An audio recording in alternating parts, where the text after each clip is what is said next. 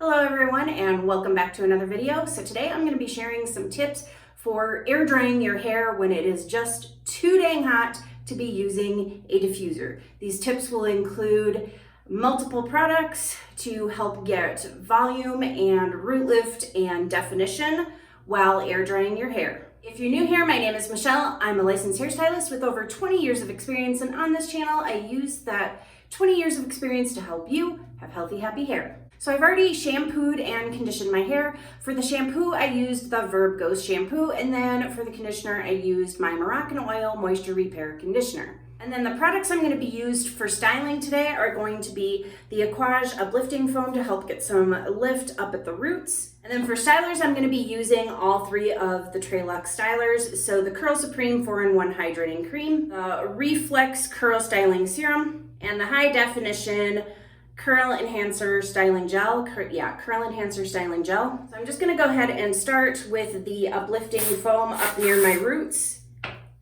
And I just put a small amount. You don't need a whole lot of this because you're really only concentrating it up at your roots. And then I do kind of run it down so then that way it's not like a big blob up here, and I kind of help get a little bit of volume as I go out this way from the top of my head. My hair is sectioned off and I'm ready to begin applying my products and styling my hair. And I'm going to start with the curl cream. I'm going to be styling with my paddle brush. I'm choosing this one today because I really want to get my hair styled as quickly as possible, so then that way my hair has as much time as possible to dry, because this is going to be an all-day project for my hair. My hair takes quite a few hours to dry, probably about 6 to 8 here in the dry climate that I live in. When I used to live in a humid climate, it would literally take the whole day. Like I'd wake up in the morning, I'd wash it at 8 a.m. and then it would still be damp in some spots when I'd go to bed at night. And I might go to bed at like, I don't know, 10, 11 or whatever. So it would stay wet the whole day because in the humidity, it doesn't dry very quickly. So I definitely don't recommend air drying in humidity. However, if it's just too dang hot and too humid and you really can't stand the thought of blow drying your hair, then this is definitely an option. It's just gonna take the whole day. Probably as well. It depends on the density of your hair. My hair, I have pretty high density hair, so that's why it takes a very long time to dry. So just get that out of the way. And I'm just gonna go ahead and start brushing through my hair. I did do a brush comparison between this brush and the other one. I believe it was my last video that was up on probably Friday, and this one's gonna be up on a Monday. I think, Thursday. The brush comparison one went up on a Thursday. So I'm just gonna go ahead and brush style my hair, and I'm always pulling out at pretty much a 90-degree angle from my head so that my hair does not get stuck to my scalp and I can get some volume. And that is especially important when you're going to be air drying your hair, because you will not have the diffuser to help you get some lift and volume. I diffuse with my head kind of in all different angles to help get a bit of lift and volume out there.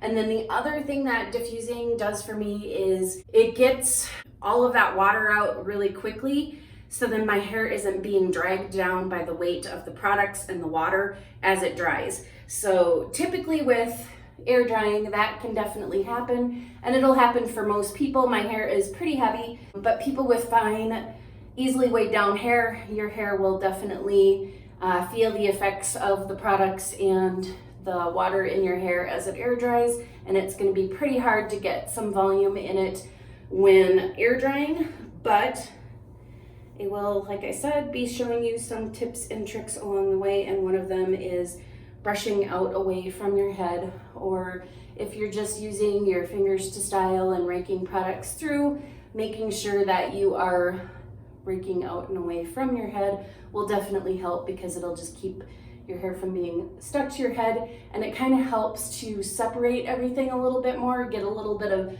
air in there and a little bit of room to move and separate and fluff a little bit. And then all I do is just kind of squish up and lift up, and I am styling with wet hair It's not completely dripping wet. I mean, it was before because you can see my top is all wet, but it's not dripping wet anymore. And I might have to add a little bit of water as I get to the top, but I don't really want to be adding too much water because the more stuff I add to my hair while I'm styling, the longer it's going to take to dry. So I believe I mentioned earlier that the reason why I chose these products is because they tend to give me some decent volume and nice fluffy bouncy curls. But also I chose this because the gel gives me a really great cast, which I like most of the time, but even more so when I'm air drying. And the reason I want a cast when I'm air drying is because since it is going to take the whole day to dry and I'm going to be moving around and doing stuff, I can't just sit completely still and not move my head. The more you move, the more frizz you're going to generate while your hair is drying, which is another reason why I like to diffuse. I like to just get my hair completely dry, get the cast to form, and then not have to worry as much about creating frizz, because even though moving your head around and going outside in the wind and stuff, yeah, that'll create frizz, but not nearly to the extent that it will while your hair is still in the process of drying. So choosing a gel that creates a really good cast on your hair when you diffuse and will hopefully, not always, sometimes, and everybody's different, but sometimes air drying can kind of interfere with a cast forming, but I'll show you how to work around that and try to make sure that you do get a good cast, because that, like I said, it's really going to help you going forward when you're drying, because once that cast forms at the beginning of the drying process, it's really going to help hold your hair in place and help to reduce the creation of frizz as your hair continues to dry. And now part of the reason why you might not get a cast when you air dry versus when you diffuse is because you are moving around, you're going throughout the day, it takes a lot longer to dry, and the more that your hair moves as it's drying, the more that cast gets worked out, which can happen when you're diffusing too. So if you do a lot of moving the diffuser around all over the place while you're drying your hair, you will start to break up that cast almost faster than it can form, or it'll form and you'll start breaking it up right away. So that's part of the reason why it can be difficult to get a cast to form when you're air drying, is because it's just breaking apart faster than it can form because your hair is moving around. I assume you're probably living your life and you're not sitting there like a statue. Now, once you get to the top section, you're gonna wanna pay particular attention to styling here, because once you're done with the styling and you let it hang down, gravity is gonna take over and it's gonna pull on it. So you're gonna wanna try to build in with your styling as much volume as you can. And also, your hair is going to basically dry wherever it lands up here, because you're probably not gonna be moving your head all around while you're air drying like you might do when you're diffusing. Like I put my head upside down, but then I go to the side and then I go to the other side. And I do that a little bit when I'm air drying, and I'll show you that once I get done putting all the products in. But for the most part, it just kind of sits there however it's landed when I styled it. So if you want a part, you might want to put that in now. However, I would caution against a part, or at least a full part, just because that is going to give you much flatter roots. Whether you're diffusing or even air drying, it doesn't really matter. Putting a part in beforehand tends to flatten out the roots. I only part this front section here, and I can get away with it because I actually have a colic on this side that grows straight up, and then all of my hair over here actually grows flat to my head in this direction. I don't know if you can see it, but here is the actual hair growth. It grows this way. So when I go the opposite way, you can see it comes over and it lifts and goes up around, and that gives me some extra lift and volume. So if you have something like that that you've noticed, where if your hair is in one direction, it's totally flat to your head, try flipping it the other direction and go against your growth direction, and it'll help give you some lift That's why I do that. And I'm kind of leaning to the side here as I gently scrunch, and I'm flipped over to the other side so that I can scrunch.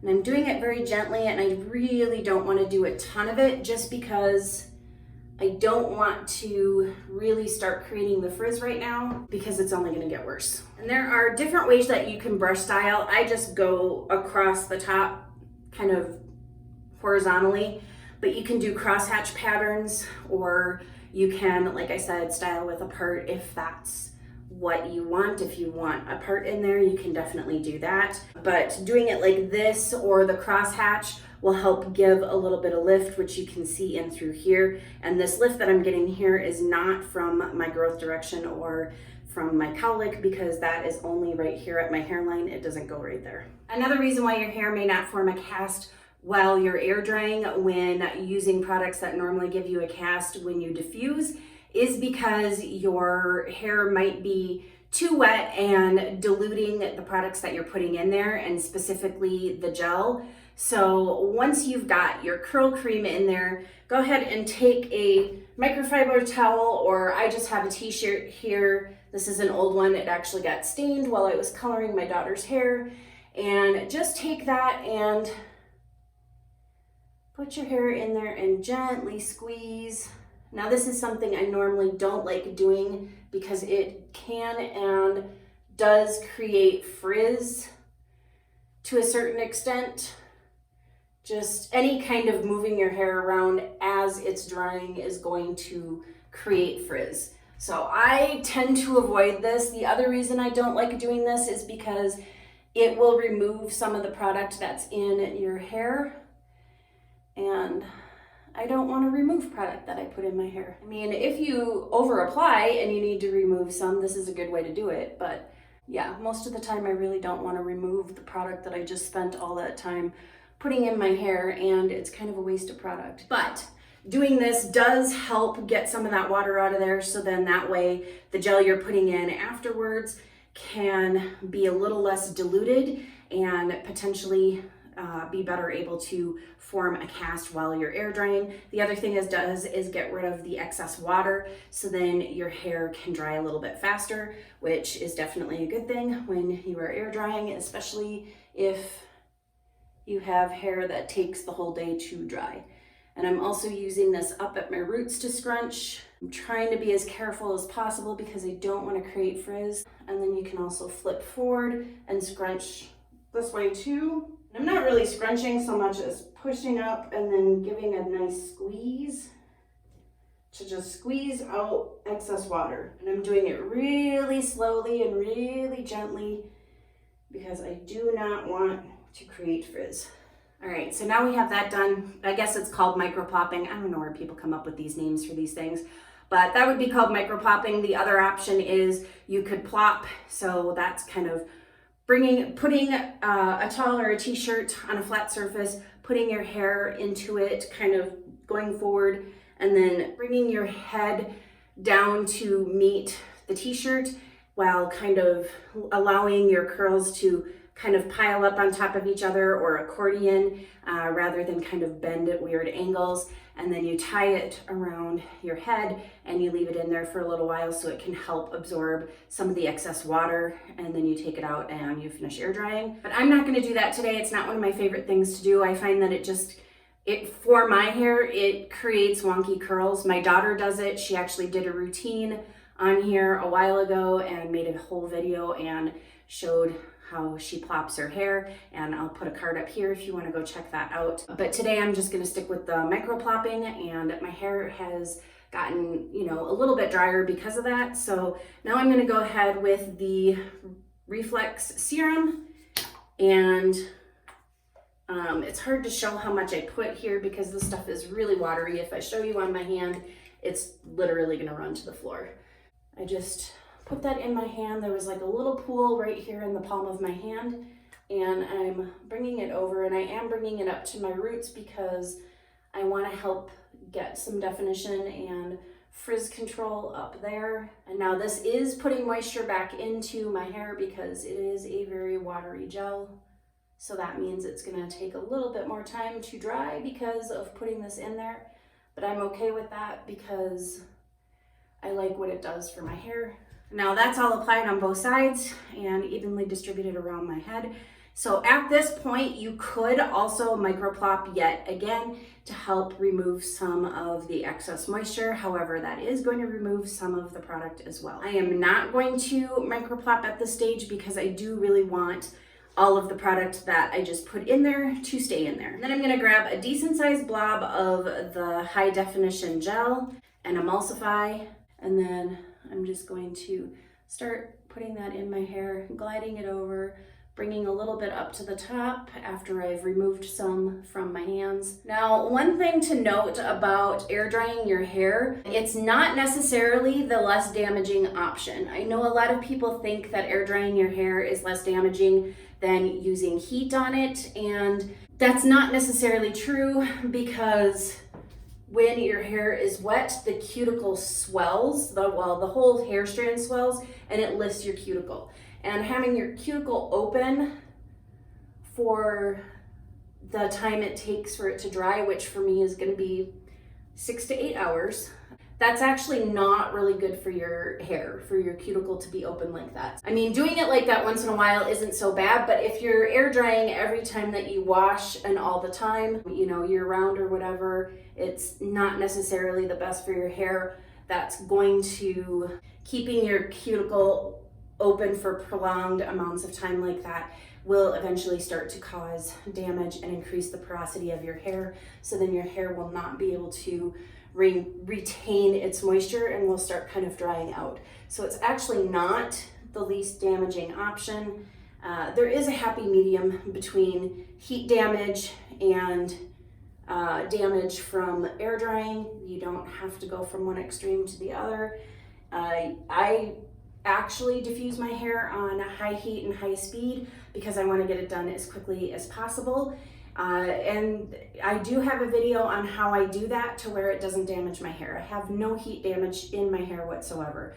So if you want to check that out, that's right up here. But we have finished applying all the products to the hair, and this completely finished off what was left of my high definition gel, which wasn't a whole lot to begin with, but not to worry because I have a brand new container already right here because I love this stuff. I don't want to be without it. So at this point, you could yet again do another microplop. You could plop whatever works best for you. Either of those things might work really well to help remove the moisture and help get a little bit of lift in volume because you're lifting all of your hair up on top of your head and it's not getting dragged down by the weight of the water and the products in your hair. So that could be helpful for some people. And now as far as getting some root lift, you can see I've already got some up here because of the way that I styled my hair. And some of that might kind of come down as I'm drying my hair. And one of the things that I'll do as I'm drying my hair is I'll leave it like this for a while and then I'll gently bring my hair over, do a little bit of a shake. I'll let it dry like this for a little while and then I'll bring it over to the other side. Kind of push it over with my fingers, do a little bit of a shake and let it dry like that for a little while. So I'll do that back and forth for a while or leave it like this and kind of switch around so that it doesn't dry in any one spot and it kind of helps with the root lift and volume. But I will also be showing you root clipping, and you can root clip with any kind of root clips. I don't recommend using the pin curl metal ones, the two-pronged metal ones that go in there, just because your hair can get caught in those and pull them out. I have these little claw clips in different sizes. I have that one and then I have the mini, and I also have the really large one that I'll probably use right up here, just right down the middle to kind of lift up that whole section. But I'll show you how to put these in later. I'm gonna wait until my hair dries a little bit before putting these in because I think putting these in right away, for a lot of people, not everybody, but for a lot of people, they can form some, again, really wonky curls or bends or kinks up there. So it's best to let it air dry for a little bit, see how your hair is drying, and then strategically put these in according to what your hair is looking like at that time. And I'll explain that a little bit more when I go to put these in. So I'm gonna let my hair dry for a couple hours, probably gonna sit underneath the ceiling fan to help speed the process up. So I will be back in a couple hours and show you root clipping. I am roughly 2 hours or so into the drying process, And my hair is definitely, it's getting drier, but it is still really, really wet. A little bit drier on my ends, obviously up and through here and in underneath on the back. It's still quite wet. I do have a good cast going, which is great. And now I'm going to show you some root clipping techniques. Now the first one is if you kind of created a part. I don't really have one. I just kind of let it fall wherever, but I'll show you with it anyway. You would take a larger claw clip and just go ahead and put it in along the part line or the zigzag line, and this is going to lift it up and give you some root lift right along the part line so that it's not too flat. Now another thing that you could do instead of using a very large claw clip like that is you could just use individual clips, little small ones, and clip them in there, especially if you did kind of a more zigzag part, and that's going to lift everything up. And I would recommend doing it this way rather than going like that and then doing this, because going like this is going to bring hair together from either side of the clip and pinch it in together, and you might wind up with a separation on either side. And the wetter your hair is when you do that, the more likely it is to form that separation and then not be able to get it back out again. So I would recommend going this way instead, which you can see actually gives you more lift in there anyway than doing that did. So I would probably put a couple of those in there and do that, and then one back here to give me a little bit of lift going the other way. You don't really need a whole lot of these in there, just wherever you want to put them. And so I would grab a hold of that and bring that up as well. And then another way that you can clip is with one of these jaw clips or with a few of these, and just kind of get the top layer of your hair over this direction, kind of let it go where it, or separate how it wants so that you're not pulling the hair apart and causing the frizz. And then just put this actually in there underneath of it. And then bring all of the hair over the top, and you can see that that lifts all of this up. But because you're not putting the clip in up here, you're not going to be causing any weird dents or any kinks or any separations. It's just going to lift from underneath and give you some volume up and through there. And you can do this even when you're diffusing as well. It'll work just as well with diffusing. And then you could probably diffuse this part first and set your volume in there and then continue diffusing the rest. But for air drying, we're going to go ahead and leave these clips in, and I'm going to finish air drying my hair, which based on what I'm feeling, especially like in the back underneath at my roots, yeah, we're going to be here for a little while longer. But I'll check back in with you once my hair is completely dry. We'll take these clips out and then we'll scrunch out the crunch. So one more thing before I do go ahead and continue drying my hair, the point at which you put the clips in is going to be different for everybody. I could wait a couple hours. My hair dries very slowly because I have so much of it, and I also have really coarse hair, and it tends to do weird things if I put it in when my hair is really wet. So if you have hair that dries really fast, if it's fine, you might want to put the clips in a little bit sooner. And if you have hair like me, you might want to put it in a little bit later. So you're just going to have to kind of experiment with the timing of putting the root clips in. Putting it in when it's wet though kind of makes it a little bit difficult to see where you need to actually put them in to help get you a little bit of lift. So it's helpful to let it dry just a little bit. So now I'm going to go ahead and let my hair dry, and I'll be back when it's all done. And 6 hours later, we are 99% dry, 98% dry, somewhere around there.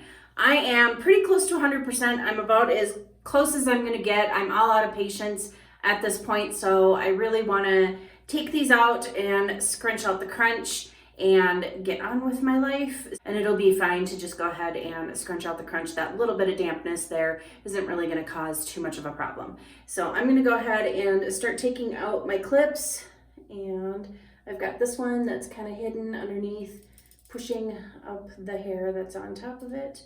And then just be careful when you're taking it out that you're not messing it all up. And that definitely helped give it a little bit of lift there. And then these, I'll take that out. I'll take this one out. And we'll take that one out. So all of those are out, and you can see that it's pretty lifted where all the clips were at. So that was really good timing on when I put those in there, because you can wait a little too late. If you wait until your hair is too dry, you're not going to see a whole lot of difference or get much lift out of it too soon, and you could wind up with weird crimps, bends, kinks, whatever. So anyway, I'm gonna go ahead and use the wonderbalm, the Evolvh wonderbalm. Like I said, I've really been liking this a lot. So we're just gonna go ahead and run that over once I have that distributed, and I only have a little bit left on my hands. I'm gonna go ahead and start scrunching out the crunch. So here is my scrunched and fluffed hair, and this is actually not looking too bad. I don't normally air dry, and it's not my favorite. I hate walking around with wet hair all day, but this isn't looking too bad for air dried hair. I still have some nicely defined curls, and they still kind of bounce, and I really do have some nice root lift up there, which I'm happy about. So I got some volume, I got some root lift, and I got some nicely defined curls, and hopefully I gave you some tips and tricks for air drying your hair to be able to get these different results with the root lift, the volume, and the definition, and then also trying to create a cast while air drying your hair. But yeah, I don't know. I mean, what do you guys think? I think it doesn't look too bad for air dried hair. I think it looks pretty darn good. And like I said, hopefully those of you who are asking me for this got some of those questions answered, and you've found some tips in this video to give it a try and use on your own hair. And if you like this video, please go ahead and hit that thumbs up button. And as always, thank you for watching, and I'll see you in the next video.